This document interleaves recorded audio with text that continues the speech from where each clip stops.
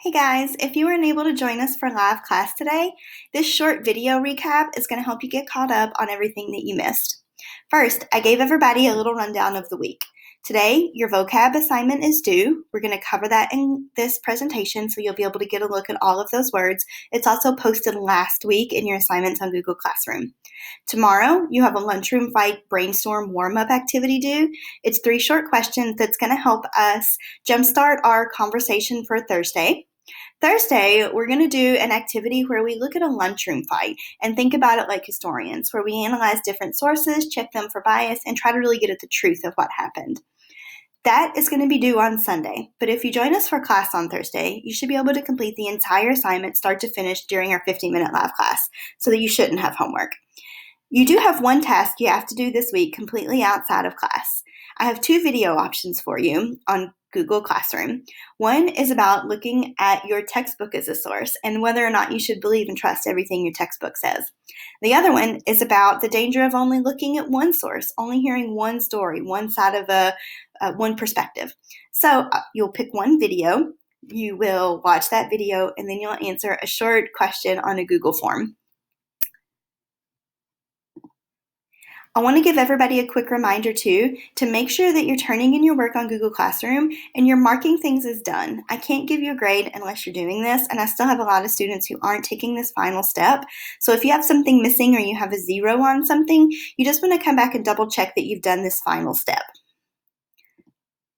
So if you weren't with us last week or you still aren't sure how to view multiple browser tabs at the same time, I've posted the video on Google Classroom. So for this assignment, it's going to be really helpful if you have the slideshow open on one side of your screen and the graphic organizer open on the other side of the screen, so it's easy to go back and forth between the two. So check out that video if you don't know how to split your screen yet.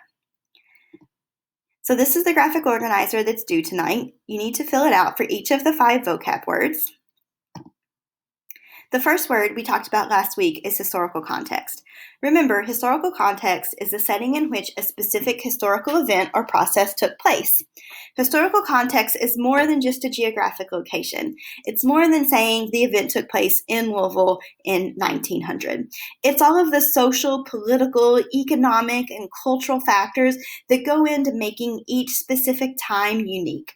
For example, if something took place in Louisville today, it could be perceived very differently than the same thing taking place in Louisville 100 years ago.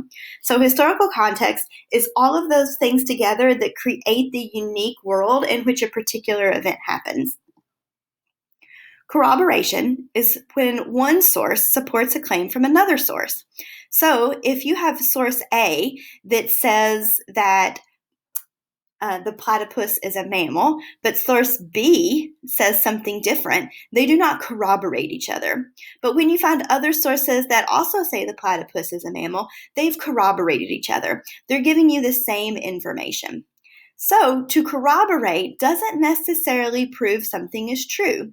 You can corroborate inaccurate information.